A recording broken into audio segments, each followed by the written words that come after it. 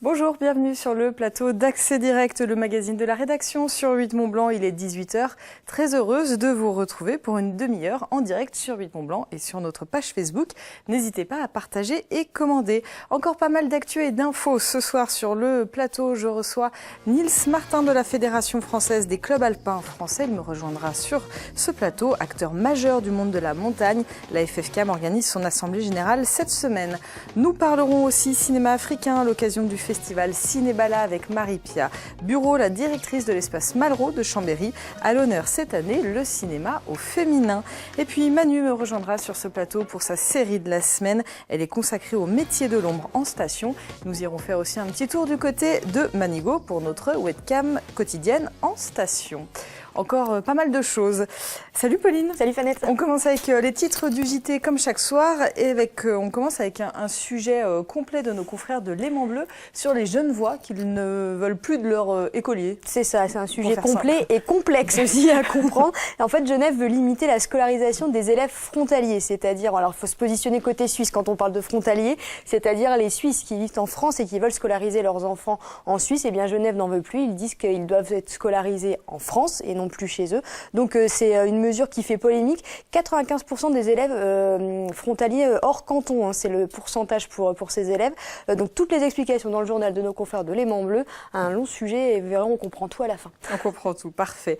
Et puis la série de Manu. Bah oui, tu en parleras tout à l'heure. Aujourd'hui, cette semaine, elle est consacrée au métier de l'ombre en station. Et aujourd'hui, on parlera des maîtres chiens d'avalanche, des sauveteurs pas comme les autres, mais qui eux aussi ont besoin d'être formés. C'est obligatoire, donc on découvrira ça tout à l'heure dans le JT. On passe à la revue de presse et on commence avec les différentes hypothèses envisagées pour l'accident du panoramique Mont-Blanc. Oui, on en avait parlé, le câble porteur du téléphérique du Mont-Blanc a été sectionné durant la tempête Eleanor. Alors c'est un fait rarissime mais heureusement pas de blessés puisque le téléphérique ne fonctionne pas l'hiver.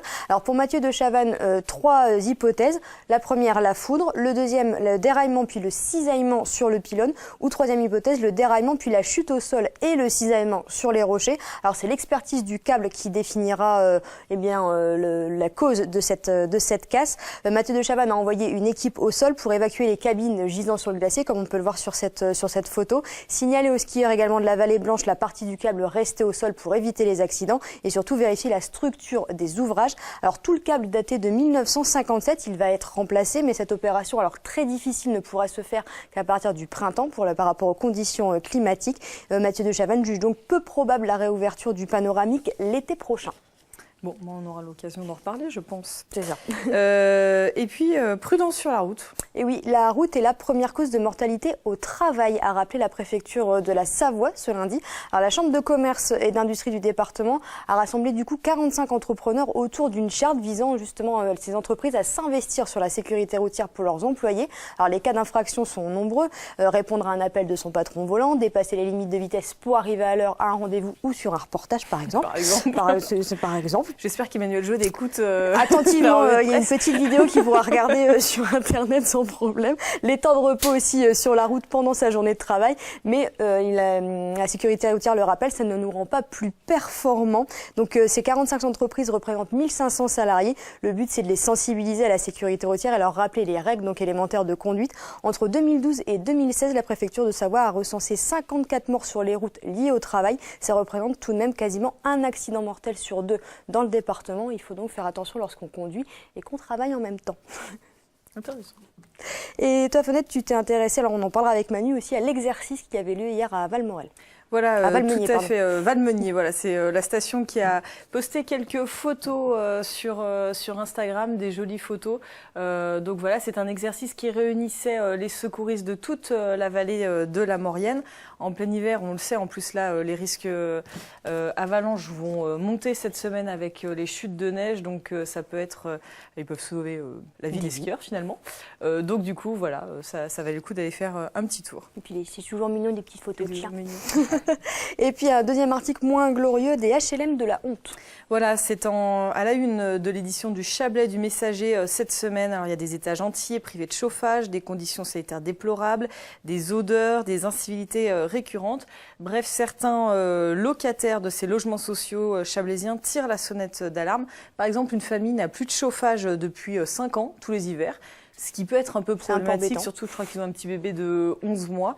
Et en tout cas, ce sont des témoignages qui sont contrebalancés. On le voit dans l'article par une enquête du bailleur. Le bailleur, c'est Léman Habitat. Selon eux, 70% des résidents sont satisfaits. Le président a été interviewé dans cet article. Pour lui, le contexte est difficile, mais le parc est plutôt bien entretenu. Pour rappel, avec la baisse des APL, le bailleur social verra son budget amputé d'1 million d'euros par an. Ça représente tout simplement la somme consacrée à l'entretien du parc. Et pour info, 1800 demandes de logements sociaux sont encore en attente dans le Chablais. Donc voilà, un sujet compliqué, mais le dossier est bien complet et intéressant. Il y a encore du boulot en logements sociaux. C'est ça. Merci beaucoup, Pauline. Merci, à tout à l'heure. On se retrouve tout à l'heure. On va passer à l'invité du jour. Je reçois Nils Martin, le directeur adjoint de la Fédération française des clubs alpins français.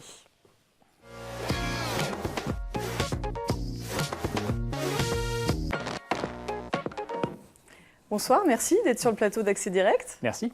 Alors, la FFCAM tient son assemblée générale ce samedi à Valence. Alors, cette année, pas d'élection. L'année dernière, on s'en souvient, 2 listes s'affrontaient, ça avait été un petit peu compliqué. Un an après, c'est une assemblée générale sereine qui s'annonce. Oui, c'est une assemblée générale sereine qui va être aussi le bilan d'une première année puisque, comme vous l'avez précisé, on est passé au scrutin de liste, ce qui n'était pas le cas jusqu'à présent, et une équipe qui a été élue sur un projet. Et donc, l'Assemblée générale va pouvoir aussi juger de la mise en place de la première année de notre projet. Alors, la fédération, en tout cas les clubs alpins, ont plusieurs missions. Le développement de la pratique sur l'ensemble des activités de nature, la gestion, on va en reparler certainement, de 123 refuges ou encore la préservation du patrimoine naturel montagnard. Le grand chantier, la priorité, là, pour l'année 2018 qui commence. Alors, on a de nombreuses priorités, mais on a une priorité, on va dire, pour les 10 années à venir, qui vont être effectivement la question des refuges, dont on a parlé, puisque on arrive en fait sur une génération de refuges qui ont été construits après-guerre, dans les années 50, 60, etc., et qui arrivent à un certain vieillissement, ce qui est assez normal quand on fait un refuge, au bout de 50 ans, 70 ans, il faut le réhabiliter, c'est assez normal. Et là, aujourd'hui, on a un défi d'un certain nombre de bâtiments qu'on se doit absolument de réhabiliter, faute de quoi le patrimoine va se dégrader progressivement. C'est une demande des personnes qui viennent dormir en refuge ou c'est une obligation que vous avez ? Tout d'abord, ce qu'il faut bien comprendre, c'est que les refuges ne sont pas une fin en soi. Un refuge, c'est un moyen d'accès aux activités. Donc, la FFCAM gère des refuges parce qu'elle promeut le développement des activités de montagne.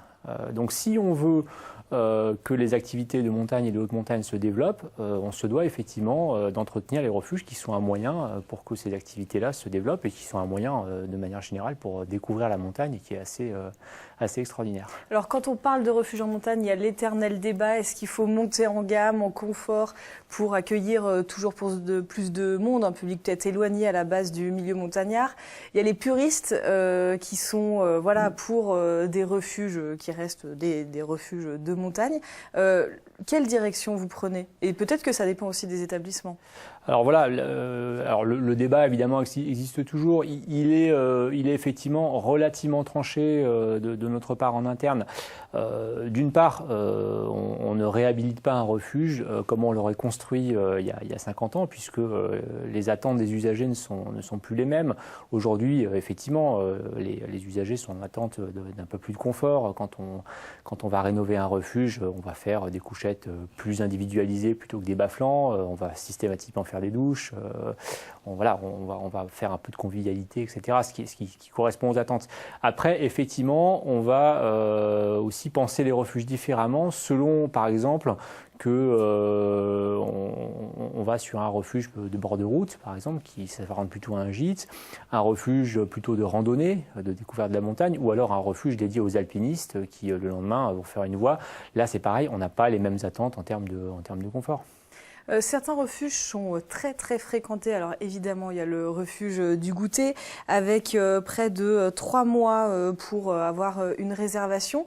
Est-ce que là, le sens d'un refuge de haute montagne, il est dénaturé quand il faut 3 mois de réservation?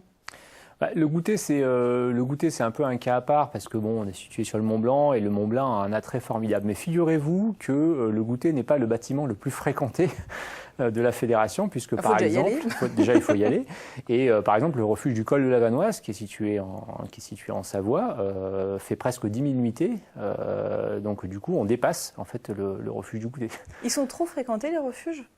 Trop fréquentés, non, ils ne le sont pas assez. C'est-à-dire que si on prend un refuge, en fait, on a une période d'ouverture des refuges qui est finalement assez restreinte, sur la période estivale et sur le printemps selon les refuges.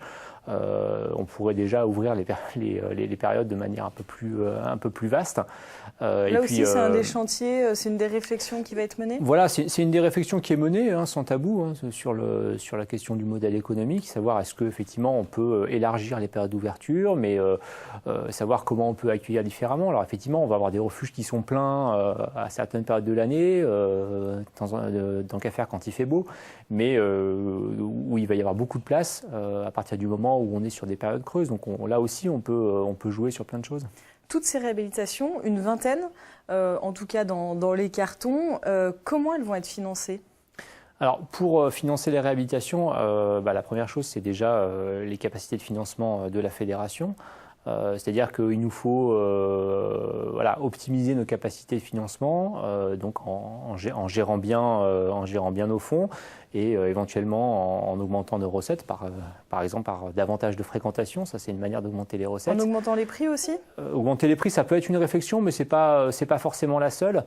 Il y a aussi, si on veut parler en termes économiques, il y a aussi la question des gammes de prix qui peuvent être abordées. Donc il y a ça. Il y a nos capacités d'emprunt, évidemment. Et puis, il y a bien évidemment l'ensemble de nos partenaires, qui peuvent être des partenaires publics ou privés, sans qui on serait bien évidemment incapable de refaire l'ensemble de nos bâtiments.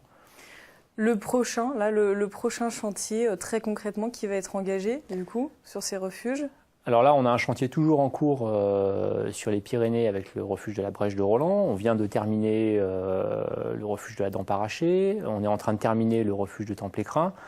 Et on va engager, mais pas en 2018, à partir de 2019, on va normalement engager le refuge du Pavé dans les Écrins et aussi 2 refuges dans les Pyrénées. Alors on va dire un petit mot sur la fédération. Elle compte 380 clubs, plus de 90 000 licenciés et plus de 7 000 bénévoles. C'est une fédération qui se porte bien ?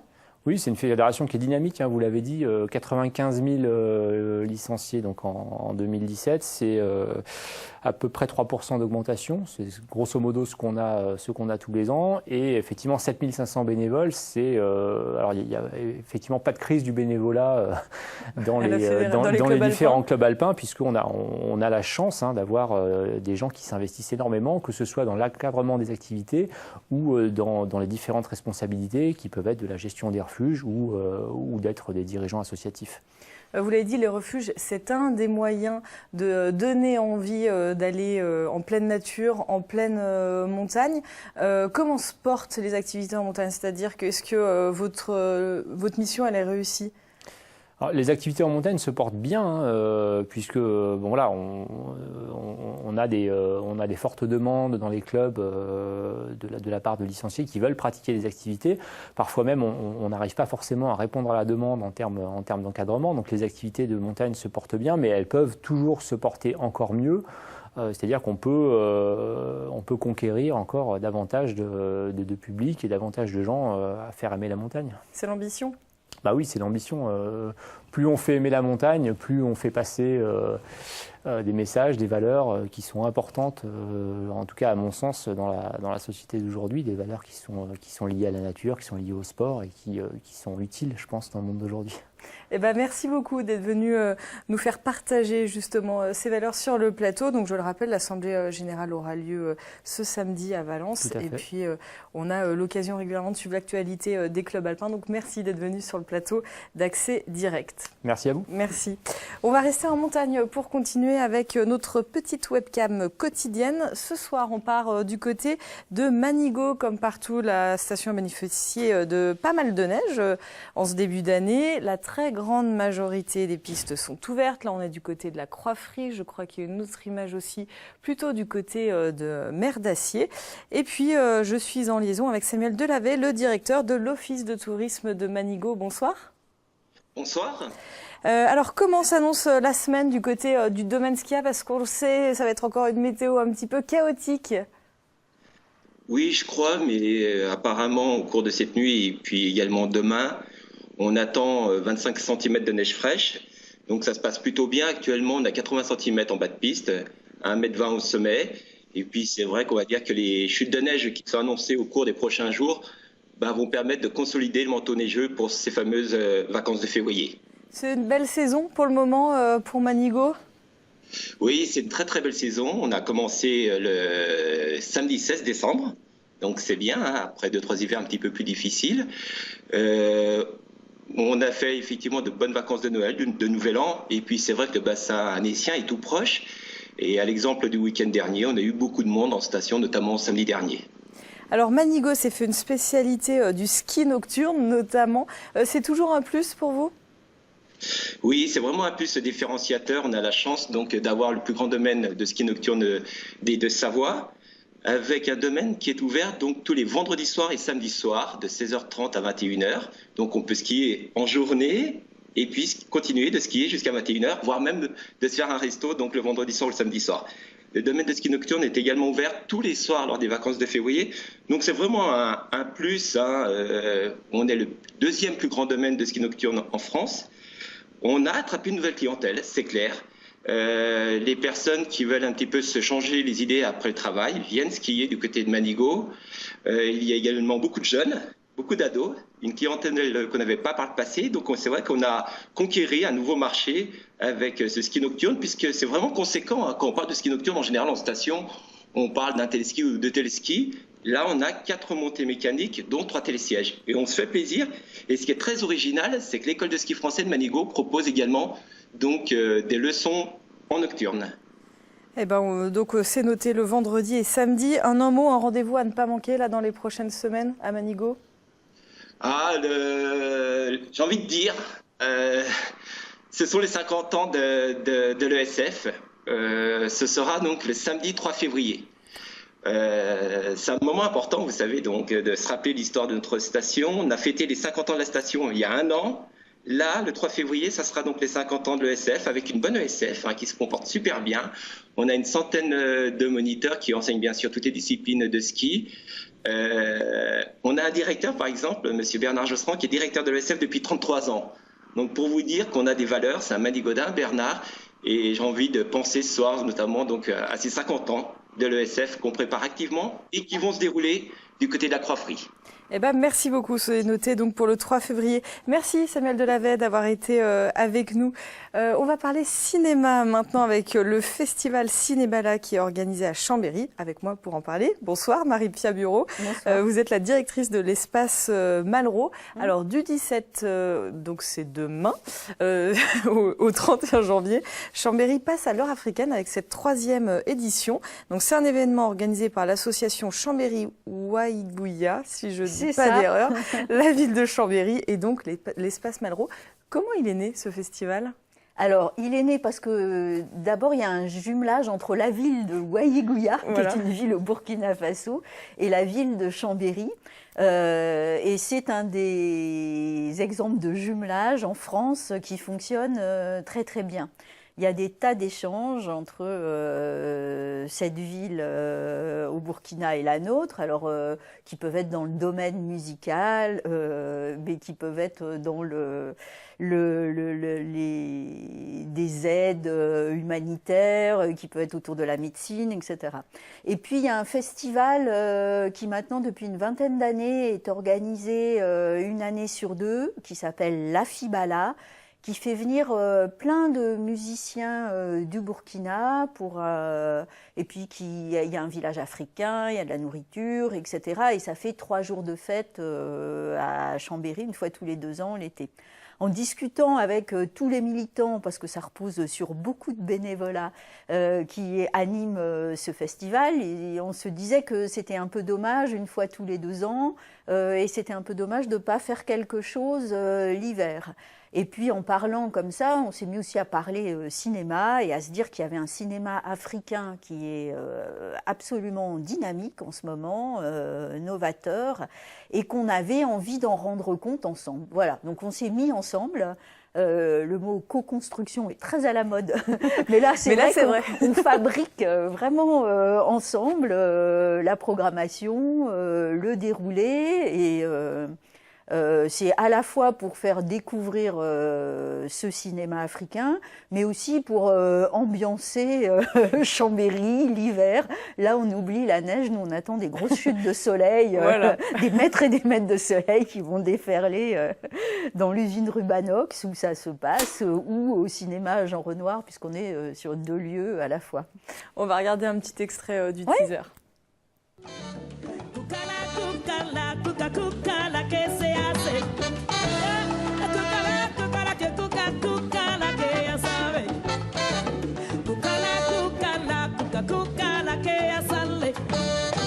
Esta moderna, te juro mi negrito, es un tormento. Tú sabes yo que uno sabe de todo.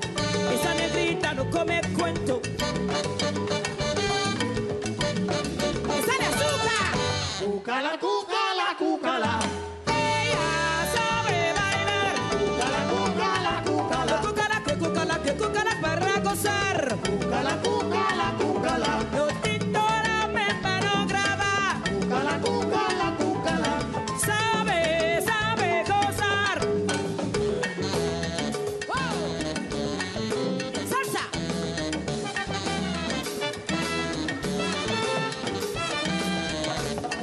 Dios Benny. Cúcala, cúcala, cúcala. Yo te lo digo, no pierdas tiempo. Cúcala, cúcala, cúcala. Le cinéma au féminin. Ouais. Et c'est même mieux que si ça avait été choisi, c'est que c'est arrivé comme ça. Moi, ce qui me fait énormément plaisir, en fait, on a fait une sélection des films qu'on estimait être les plus intéressants de ces 2 dernières années. Ils sont tous de 2016 ou de 2017, ces films.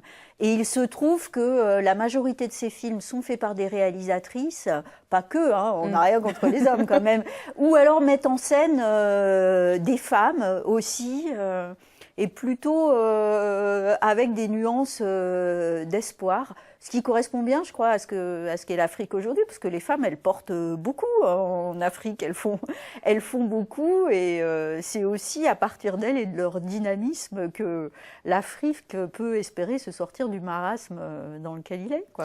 Il y a une couleur, une tendance sur les films que vous avez choisis, c'est-à-dire est-ce que ce sont des films engagés, positifs, qu'est-ce qu'ils racontent ?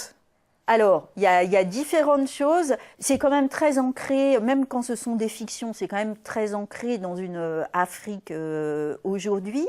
Bon, il y a une programmation pour les enfants qui est une programmation de cinéma, d'animation. Il y a 3 films proposés pour 3 âges différents, sachant qu'il y a aussi en Afrique un renouveau du cinéma d'animation et qu'on va faire une table ronde autour de ça. D'ailleurs, je précise qu'en fait aussi, dans le petit teaser, on présente les films, mais le parti pris du festival, c'est qu'à chaque fois, ils sont accompagnés du réalisateur ou de la réalisatrice. Ces rencontres avec le public, elles sont importantes. Voilà, il y a une notion de dialogue, de partage qui est importante. Donc à chaque fois, il y a des invités qui accompagnent. Ces films, il y a le film d'ouverture Boulou de Daouda Coulibaly, qui est un premier film réalisé au Mali, là qui est très noir dans tous les sens du terme. C'est un polar, donc un film noir assez captivant. Et aussi, il montre une réalité africaine très difficile. Elle l'est, mais aussi avec une sorte de fatalité. Là, c'est un film d'homme avec un héros homme qui a 20 ans et qu'on suit. Il aimerait se sortir de là où il est, mais il va finalement devenir une sorte de bandit et choir d'une certaine manière. Et puis alors à côté de ça, il y a des films de femmes. On voit des femmes affirmer leur singularité. Donc il y en a un qui s'appelle Frontières, un très beau film qui a été beaucoup primé d'Apolline Traoré, qui est un film qui montre 4 femmes qui, pour faire du commerce, doivent traverser 4 pays. Il y a le Niger, il y a le Sénégal, etc.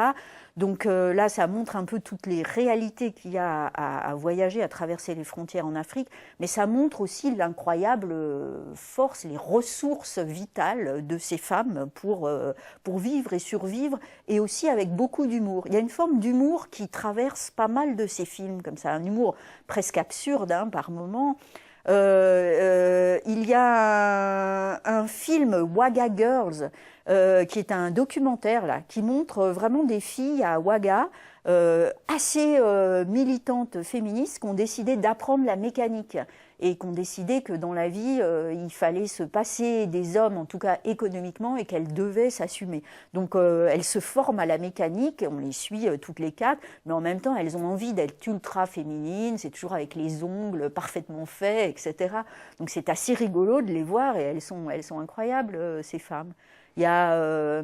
alors un film qui a eu une sortie nationale, sinon on a quasi des exclusivités presque sur tous les autres films qui ont été très peu vus, qui est I'm Not a Witch, qui est un très très beau film sur une réalité africaine qui sont des petites filles dont on décrète qu'elles sont des sorcières à un moment et qui sont mises dans un endroit avec d'autres femmes, d'autres sorcières, où elles sont avec des blouses bleues. Et puis alors après, on suit cette petite fille à laquelle on fait appel, par exemple, sur des procès pour décider de qui est coupable. C'est à la fois assez tragique, assez déroutant pour nous, et à la fois assez drôle par moments, parce qu'on la voit téléphoner aux sorcières plus adultes en disant « mais je fais comment ?» Alors elle lui donne des conseils, celui qui ne regarde pas en face, lui doit être coupable, celui qui gna gna, donc elle désigne un innocent, et voilà, on est dans ce genre de choses. Il y a aussi un très beau documentaire d'une femme qui parle de la stérilité des femmes en Afrique, ça s'appelle « L'arbre sans fruits ». Réalité compliquée puisque les femmes sont souvent considérées comme ayant pour fonction première de donner des enfants. Donc elle parle de ça, de cette stérilité et là aussi c'est un engagement, une réflexion sur la condition féminine finalement en Afrique mais ailleurs, et toutes ces femmes, mais ce sont des claques qu'on prend quoi, parce qu'elles ont une force de vie qui nous ébahit. C'est ça aussi qui est beau à voir.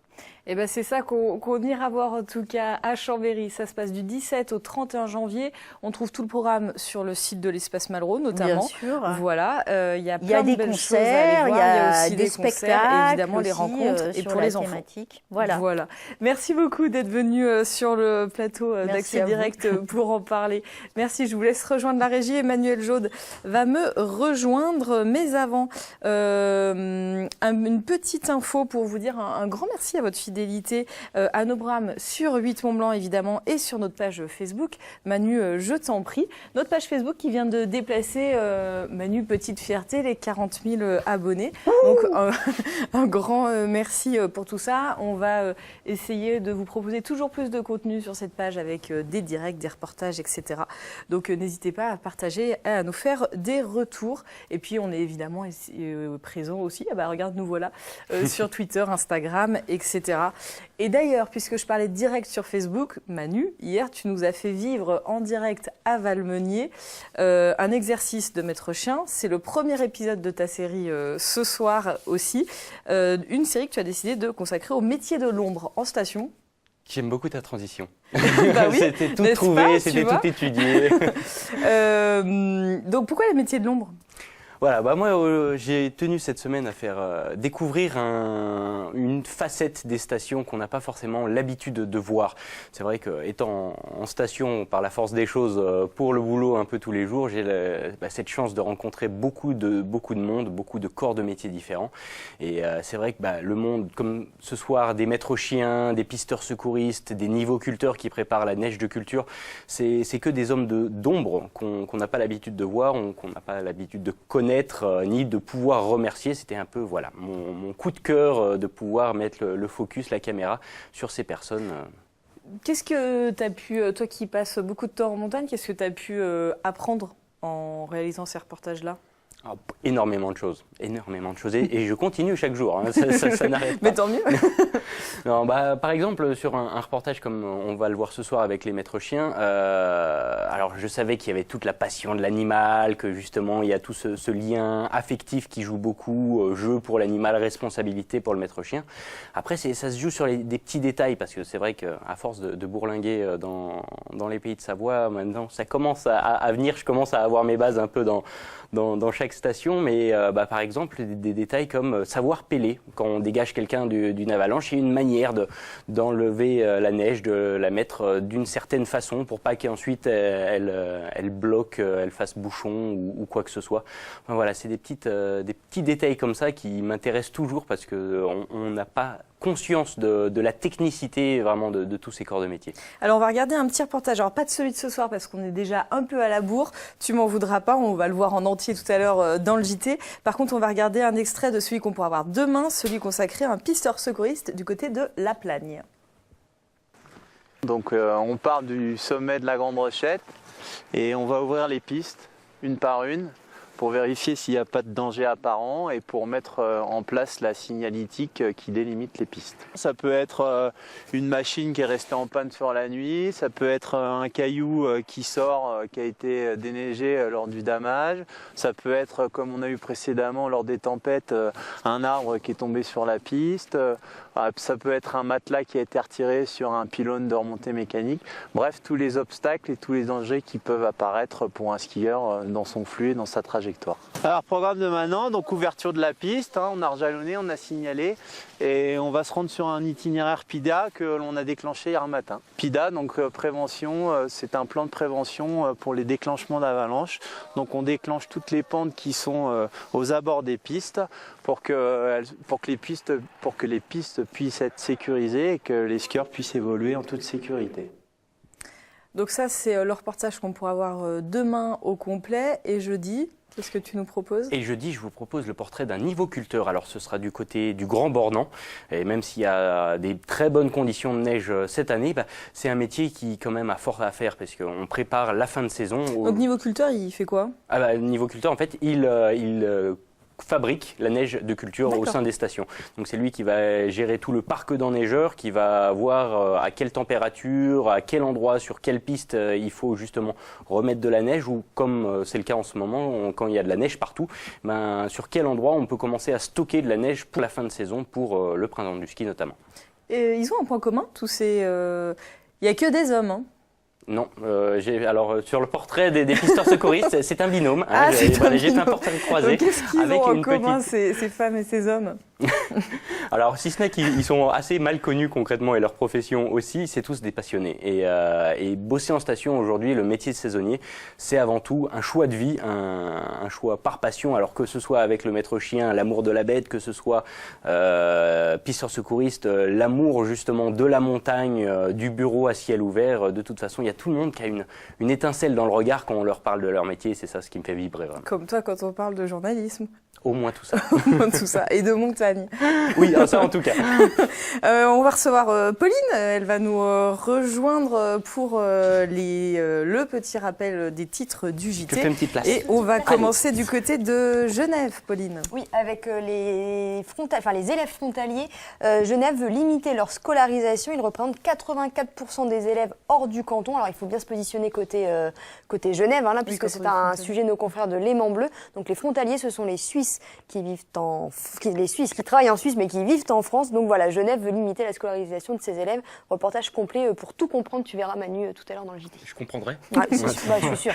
Et puis donc le sujet de Manu. Et ton sujet Manu que tu viens formidablement de présenter, ce sera donc le début de la série. Voilà, aujourd'hui c'est les chiens d'avalanche et donc sujet à découvrir tout à l'heure dans le JT. Ne bougez pas. Merci beaucoup à tous les deux. On se retrouve demain pour Accès Direct. Alors demain, s'assiront sur ce canapé le président de la cantine savoyarde, 30 ans de lutte contre le gaspillage alimentaire et de restaurants humanitaires du côté de Chambéry. Mario Chartier qui s'est lancé dans la sérigraphie. Elle nous parlera de sa passion et de son entreprise. Et enfin, Joseph et Christophe de la Chill Zone promènent leur food truck du côté d'Annecy. Donc ils viendront nous parler de tout ça. Ils ramènent à manger? Je ne sais pas, mais... On va leur demander. C'est négociable. Donc encore plein de belles choses. Merci beaucoup encore une fois de votre fidélité à 8 Mont Blanc globalement, merci beaucoup. Et puis merci à toute l'équipe aussi. Passez une très belle soirée, à demain.